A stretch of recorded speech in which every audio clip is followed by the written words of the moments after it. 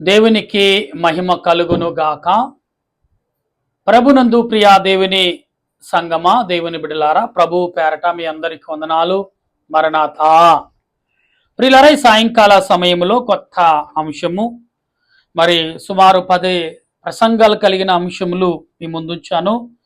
ఇవాళ అంశం ఏదైనా గేదేరునిల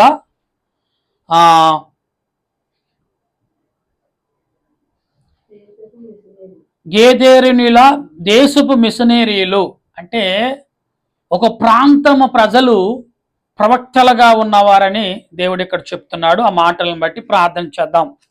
మహోన్నతుడా, మహాగణుడు అయిన మా ప్రభువా, నీకు వందనాలయ్యా. నాయన, ఉదయ కాలం నుండి ఇప్పటి వరకు తండ్రి అనేక రీతిలుగా ప్రార్థనలో మమ్మల్ని నడిపించావు. నీకు స్తోత్రాలు. మమ్మల్ని సిద్ధపరిచావు. నీకు వందనాలయ్యా.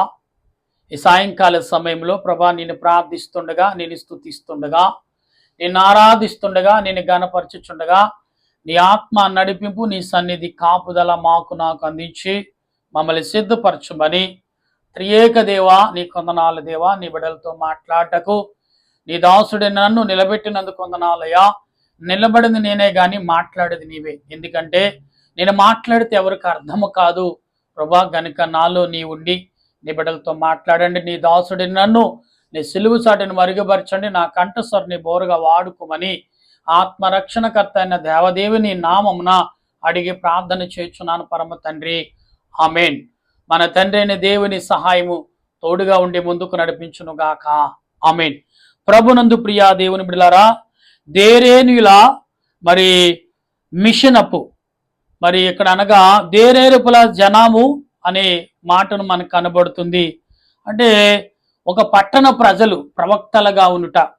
దేరేనుల దేవుని ప్రజలుగా మనకు కనబడుతున్న మాటలు మనం చూస్తున్నాం. వాక్య గ్రంథంలో చదువుదాం. మార్కు సువార్త 5వ అధ్యాయము 7వ వచనంలో కొన్ని మాటలు మనం చదువుదాం ప్రియులరా. మరి దేవుడు మనతో మాట్లాడుచున్న ఈ మాటలని మనం ఆలోచిద్దాం. ఎందుకు మార్కు సువార్తలో భక్తుడైన మార్కు గారి ద్వారా మనకు అందిస్తున్నారు ప్రభు అని చూస్తే 5వ అధ్యాయము 7వ వచనంలో రాయబడిన మాటలని చదివితే, చదువమ్మా. యేసు, సర్వోన్నతుడైన దేవుని కుమారుడా, మాతో నీకేమి, నన్ను బాధపరచకమని దేవుని పేరట నీకు ఆనపెట్టుచున్నాను. బిగ్గరగా కేకలు వేసెను. ఎందుకనగా ఆయన అపవిత్ర ఆత్మను ఈ మనిషిని విడిచి పొమ్మని వానితో. ప్రియులారా, ఇక్కడ అసలు అంశం వచ్చింది. దేరేరు యొక్క మనుషుల యొక్క మరి ఆత్మ యొక్క మరి ఒక విజ్ఞాపనం. దేరేరు యొక్క ఆ మనుషుల యొక్క మరి విజయమును దేవుడు ఏ రకంగా చూపిస్తున్నాడు. విజయం అంటే ఆ ప్రజలకు వాళ్ళ విజయం లేదు, శాపముతో ఉన్నారు. కానీ ఈ యవనస్తుడు ద్వారా ఆ దేనేరు ప్రజలు విజయాలు పొందుటకు అది దేవుని ద్వారానే జరుగుతుంది. ఈ యవనస్తుడు దురాత్మ చేత నింపబడిన వాడు. ఇది యేసుక్రీస్తు వలన రక్షణ కలిగి విమోచనలోకి అతను అడుగుపెట్టిన వాడిగా కనబడుతున్నాడు. ప్రియులారా, అయితే 8వ వచనంలో 9వ వచనం చదవమ్మా. ఆ మనిషిని విడిచి పొమ్మని వాటితో చెప్పెను. మరియు ఆయన నీ పేరేమని వారిని అడగగా వాడు, నా పేరు షేను ఏలేనగా మేము అనేకులమని చెప్పి తమ్మును ఆ దేశము నుండి తోలివేయవద్దని ఆయనను మిగుల బ్రతిమాలుకుంటుంది. అంటే ఎవరంటే దురాత్మలండి. ఏలియా అనే యొక్క ఏలీలు అనగా ఒక పేరు కలిగిన దురాత్మలు ఒకటి కాదు, రెండు కాదు, కొన్ని వేల దురాత్మలు ఒక వ్యక్తిలో. 3,000 ఆ సమయంలో 3,000 పందులంట సముద్రంలో పడి చనిపోతున్నప్పుడు ఆ 3,000 పందుల్ని మరి ఆ యజమానుడు 3,000 పందులు చనిపోయని ఇశ్రాయేలు ప్రజలకు అధికారుల ఎదుకు తీసుకెళ్ళినప్పుడు ప్రియులారా అప్పుడు తెలిసింది 3000 దెయ్యాలు అతనిలో ఉన్నాయని. ఇంకా ఎన్ని దెయ్యాలు ఉన్నాయో ప్రియుల లెక్క లేదు, కానీ పందుల లెక్కను బట్టి 3000 దెయ్యాలు ఉన్నాయని చెప్తున్నారు. ప్రియులరా ఇక్కడ దేవుని కుమారుడు రాకముందే ఇవి గమనించి మానవుడి యొక్క విజయము ఏ రకంగా సాధించగలడు, దురాత్మలను కూడా జయించగలడని యేసుక్రీస్తు ప్రభు ద్వారా మనం తెలుసుకుంటాం. అందుకే దేవుడు మరి చూడండి, దేరీలో అయిన ప్రజలకు దేవుడు విజయాన్ని ఇచ్చాడండి. విజయం, ఎటువంటి విజయం అంటే లూకాసు వార్త 8వ అధ్యాయము మనం 28వ వచనం మనం చదువుతున్నప్పుడు లూకా గారు చెప్తున్న మాటలను కూడా మనం చదవాలి ఒకసారి. 8వ అధ్యాయంలో 28వ వచనంలో రాయబడిన మాటలని ఒక్కసారి మనం పరిశీలన చేస్తే, వాడు యేసును చూచి కేకలు వేసి ఆయన ఎదుట సాగిలపడి, యేసు సర్వోన్నతుడైన దేవుని కుమారుడా, నాతో నీకేమి, నన్ను బాధపరచుకుమని నిన్ను వేడుకొనుచున్నాము అని కేకలు వేసి చెప్పిను. ఏలయనగా ఆయన ఆ మనిషిని విడిచి వెలుపలకు రమ్మని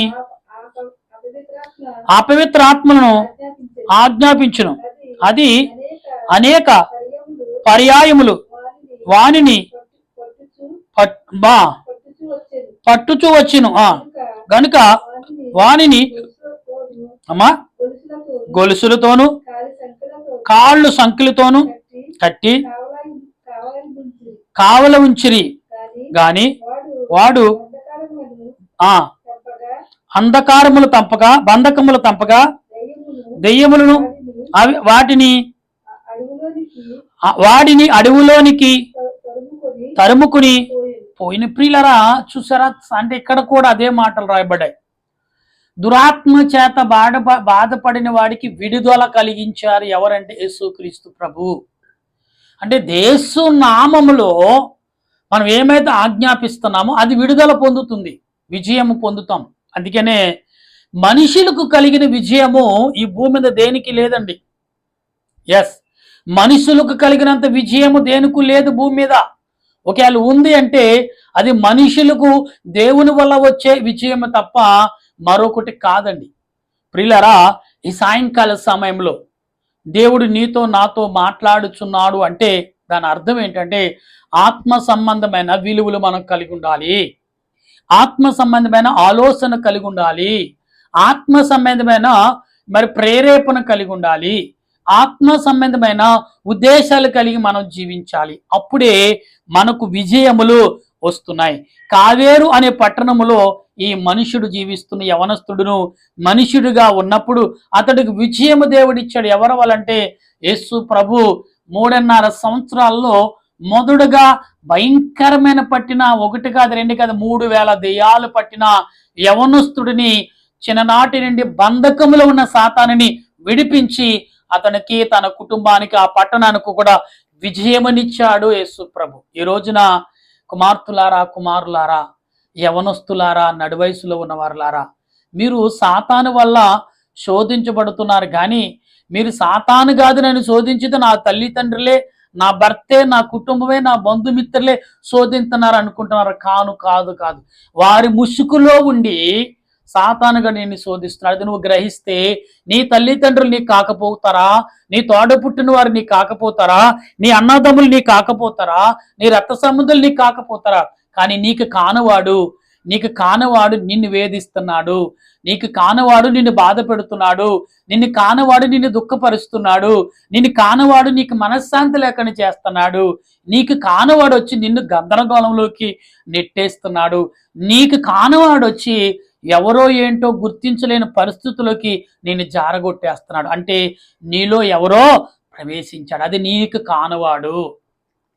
ప్రియులారా, అటువంటి వాడి చేత యవనస్తుడు 1 కాదు 2 కాదు కుమార్తెలారా, యవన కాలం సుమారు 25 సంవత్సరాల వయసు అంటండి, మంచి యవన బలం కాలంగా కుమారుడు. అటువంటి వాడు 3000 దెయ్యాల చేత బాధించబడి చంకిలు వేసిన కానీ తెంపుకుని వాడు మరి శ్మశానంలోకి పరిగెత్తుతున్నాడంటే ప్రియులారా చూడండి, యేసు ప్రభును పిలిచి, ఓ దైవ కుమారుడా, మాతో నీకు పని ఏంటి అని. అంటే ఓ రకంగా చూడాలని సాతానుగాడు కూడా దేవుని విజయముకు సాక్షిగా నిలుస్తాడండి. ఒకవేళ నీలో సాతాను ప్రవేశించి నువ్వు గుర్తించకపోతే ఏదో సమయంలో దాని నీ వారైనా నీ బంధుమిత్రులైనా వీడు దురాత్మ చేత పట్టాడు, వీడు పిచ్చివాడు అయిపోయాడు అన్నప్పుడు అంటే అసలు పిచ్చివాడు ఎందుకు అవుతారండి? ఒక మనిషికి బీపీ ఎందుకు రేజ్ అవుతుంది? తెలియని దానిని తన మీద నూరు పోసుకుని అతని మీద భరించుకున్నప్పుడు, తన మీద వేసుకున్నప్పుడే అతడు దానిని అదేం చేస్తుందంటే తెలియదు నీ మీదకి వచ్చినప్పుడు నీ మీద దాడి చేస్తుంది. అంటే నిన్ను పిచ్చివాడిని చేస్తుంది. అది నీకు తెలియకుండా నీ మీదకి వచ్చేసింది. సపోజ్ చూడండి, దారంటే వెళ్తున్నావు ప్రియులారా, ఒక తెలియని యొక్క నోరులేని జీవి నిన్ను పొడిచేస్తుంది వచ్చి. అప్పుడంటే దానికి తెలియకుండానే అది దాని దారిలో వెళ్ళిపోతుంది. అయితే భయముతో నేను పొడి చేసింది అనుకోండి, నష్టపోయేది ఎవరు? నీవే. అలాగా సాతానుగాడు నీ మీద తెలియకుండా వచ్చి నీ మీద ఇరుచుకు పడిపోయాడు అనుకోండి, అప్పుడు నువ్వేమవుతావు? నిజంగా పిచ్చవాడైపోతావు. అది కొన్ని క్షణాలు మాత్రమే, ఏదో గంట ఉంటుందేమో, ఎక్కువసేపు ఉండదు. ఆ కాసేపులో నీ జీవితం అంతా కూడా రోడ్డు మీద పడేసిన బ్రతికైపోతుంది కుమార్తె, కుమారుడా.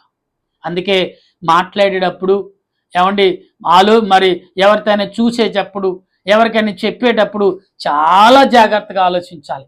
ఎందుకు అవతల వారు అది స్వీకరిస్తున్నారంటే ఏమో ఏ రకంగా నీ మీద సాతానుగాడు దాడి చేస్తాడు. అందుకనే చూడండి, ఒక దైవజన కుమారులు, మా తండ్రి గారు దురాత్మలు వెళ్ళగొడుతున్నారు కదా, మేము దేవుని కుమారులము, దేవుని దైవజనుడు కుమారులు కదా, మేము కూడా ఆత్మవరం పొందిన వారమని ఏం చేశారు? గబగబా తండ్రికి తెలియకుండా అంగీలు కుట్టించుకున్నారు. గబగబా ఊరి మీదకి వెళ్ళారు. ఊరి మీదకి వెళ్ళి దురాత్మలు పట్టిన వాడిని బెదిరించడానికి, దురాత్మలు వెళ్ళగొట్టడానికి ప్రయత్నం చేశారు. ప్రార్థన చేస్తున్నారు. దురాత్మ వచ్చింది. వచ్చి ఏం చేసింది? వారిని కొట్టి చీల్చి వారి బట్టలను విప్పి వారిని పిచ్చివారుగా తగురు వేసింది. అంటే ఎంత భయంకరంగా అంటే, అప్పుడు అంటుంది వాళ్ళతోడు, అబ్రాహం ఎవరో తెలుసు, అపోస్తులైన పౌలు ఎవరో తెలుసు, శిశువులు ఎవరో నాకు తెలుసు, మీరెవరరా అని అడుగుతున్నారు. ఎందుకంటే వాళ్ళు దేవుని ఆత్మ చేత నింపబడ్డారు కాబట్టి మా మీద అధికారం కలిగి ఉంది. మీరెవరు అసలే? మీరు దేవుని కొలువబడ్డారా? మీరు దేవుని మాటలను చదివారా? దేవుని యొక్క లేఖనము మీరు లోబర్చుకున్నారా అని ప్రశ్నిస్తుందంట దురాత్మ. జాగ్రత్త. అందుకే దురాత్మ పట్టినవాడు, దెయ్యాన్ని పట్టినవాడు సాధారణంగా వెళితే నేను వెళ్ళగొట్టాలంటే కాదు, అది నీ మీద, నీ కుటుంబం మీద తిరుగుబాటు చేస్తుంది. అందుకనే ఇక్కడ గేదీరు యొక్క మనుషులు విజయము దేవుడు ఇచ్చాడు. గేదీరు పట్టణ ప్రజలకు, మనుషులకు విజయమును దేవుని వలన, ప్రభు వలన కలిగిందని మనము ఆలోచన కలగాలి. అందుకనే ప్రియులరా, వాక్యం చదవటమే కాదు కానీ దాని యొక్క భావము తెలుసుకోవాలి. అప్పుడే దేవుడు నీతో నాతో మాట్లాడుచున్నాడు. ఒకటి కాదు, రెండు కాదండి, 3000 దెయ్యాలు ఒక మనిషిలో తిట్ట వేసుకున్నాయంటే, చిన్నప్పటి నుంచి కూడా 25 సంవత్సరాల వయసు వచ్చే వరకు ఆ యవనస్తుడిలో ఉన్నాయంటే, ఆ యవనస్తుడు ఎలాగైపోయి ఉంటాడు? ఆహారం లేక మనిషి ఎలాగ ఎండిపోయి ఉంటాడు? ప్రియులారా గమనించండి. అంత భయంకరంగా ఒక కుటుంబంలో ఒక యవనస్తుడు ఉంటే ఆ కుటుంబానికి మనశ్శాంతి ఉంటుందా? ఆ కుటుంబంలో ఆ కుమార్తె అయినా కుమారుడైనా అలాగుంటే ఆ కుటుంబానికి ఆనందం ఉంటుందా? కడుపారా భోజనం తినగలరా? కడుపారా నిద్రగలరా? కడుపారా సంతోషంగా ఉండగలరంటే ఉండలేరు. ఎందుకంటే సాతానుగాడు అంత ప్రమాదకరమని. అందుకే మా తండ్రి అని దావదాసి గారు అన్నారు, పక్కనే ఉన్నాడు పగవాడు, చెంతనే చేరాడు చెనుగాడు, మెలకు కలిగి ఉన్నాడు ప్రియులారా అన్నారు. ఎందుకంటే సాతానుగాడు ఏదోరి యొక్క ప్రజలను ఎలాగి వేధించాడు, ఆ ప్రజలకు ప్రభు వలన విజయము దొరికింది. ఈరోజు నీకు ప్రభు వల్ల విజయం దొరుకుతుందా? ఈ మంగళవారం సాయంకాలం ప్రభు వల్ల నీకు ఆశీర్వాదం దొరుకుతుందా? ప్రభు వల్ల నీకు మేలు జరుగుతుందా? ప్రభు వల్ల నీకు సంతోషం దొరుకుతుందా? ప్రభు వల్ల నీ కష్టాలు తీరుతున్నాయా? ప్రభు వల్ల నీ కుటుంబానికి మేలుకరముగా, దీవెనకరముగా, ఆశీర్వాదకరంగా దేవుడు సమకూరుస్తున్నాడేమో. ఇది ఆలోచించావా? ఆలోచించకపోతే ఆలోచించగల కృపను పరిశుద్ధాత్మ దేవుడు ఈ సాయంకాల పూట మనందరకు అందించి ఆయన రాకడకు సిద్ధపాటు చేసి, ప్రియులారా ఏదోరి ప్రజలు ఎలాగైతే విజయం కొరకు ఎదురు చూశారో, ఈరోజు నీవు నీ కుటుంబం విజయం లేక అల్లాడిపోతున్నావా? లేకపోతే నీకు నీ కుటుంబం విజయం లేక కన్నీటిలో మునిగిపోయి తేలుతున్నారా? అయితే ప్రభు అన్నారు, ప్రయాసపడుతున్నావా, కన్నీటిలో ఉన్నావా, దుఃఖములో ఉన్నావా, రా నేనున్నాను, నీ ఇంటికే వస్తున్నాను, నువ్వు నా యొద్దకు రావక్కలేదు, నేనే నీ యొద్దకు వస్తాను. ఏదోరి యొక్క ప్రజల యొద్దకు ప్రభు వెళ్ళాడు, ఆ యవనస్తుడి దగ్గరకు ప్రభు వెళ్ళాడు. అందుకు వెళ్ళినప్పుడు దైవ కుమారుడు దేవుని కుమారుడిని దురాత్మ గ్రహించి, దైవ కుమారుడా నాతో నీకు పనేంటి, మాతో పనేంటి, దయించి మమ్మల్ని వెళ్ళగొట్టకు అన్నాడు. వెంటనే ఏమన్నాడు ప్రభు, ఇదిగో తక్షణమే వీటిని విడిచిపెట్టి వెళ్ళిపోమన్నాడు. అదిగో ప్రభు అటు ఇటు చూశాయి, ఓ పందుల గుంపు వస్తుంది, వాటిలోకి వెళ్ళిపోయి. ఇలా ఈ రోజున నీవు కానీ నీ కుటుంబం కానీ అటువంటి స్థితిలో జారిపోయారేమో, నీవు కుటుంబంలో చితికిపోయావేమో, కానీ దేవుడు నిన్ను చిదిపేసేవాడు కాడు. మనిషిగా పుట్టిన ప్రతి వాడికి విజయం అనేది ఒక చోట దేవుడు ఇస్తాడు. అటువంటి విజయము దేవుడు నీకు నీ కుటుంబానికి అందించి నడిపించును గాక. ఆమె ప్రార్థన చేసుకుందాం. దయగల తండ్రి నీకు స్తోత్రాలు, ప్రేమగల రక్షక నీకు వందనాలు. ఈ సాయంకాల సమయంలో ప్రార్థిస్తుండగా నీ ఆత్మ నడిపింపు, నీ సన్నిధి కాపుదలను దయచేసి మహిమ పొందమని ఈ తండ్రి వినుచున్న ఏదోరి ప్రజలు ఎలాగైతే విజయం సాధించారో దురాత్మల నుండి, అలాగే నీ బిడ్డలైన మాకు, ఈ మానవ జనమిత్ర మాకు, నాయన బైబిల్ మిషన్ బిడ్డలైన మాకు, నాయన క్రైస్తవుల బిడ్డలైన మాకు, నీ యందు విశ్వాసం కలిగిన మాకు, నీ యందు భయభక్తులు కలిగిన మాకు, నీ యందు నమ్మకం భక్తి నేను విధేయత కలిగిన మాకు విజయము కలిగజేసి నీ ఆత్మతో నింపి, అక్కర్లు కలిగిన మాకు తండ్రి ఆర్థికంగా చితికిపోతున్న మాకు విజయం అందించి ఆనందం సంతోషము ఇది నీ వల్ల జరిగినని మేము సాక్షిగా నిలవగల కృపను అందించమని ఆత్మరక్షణకర్త అయిన దేవదేవుని నామములు అడిగి ప్రార్థిస్తున్నాను పరమ తండ్రి. ఆమేన్. మన తండ్రి అయిన దేవుని సన్నిధి కాపుదల సదా తోడుగా ఉండి ఆయన రాకడకు సిద్ధపరచును గాక. ఆమేన్, ఆమేన్, ఆమేన్. మీ అందరికీ మరణాత.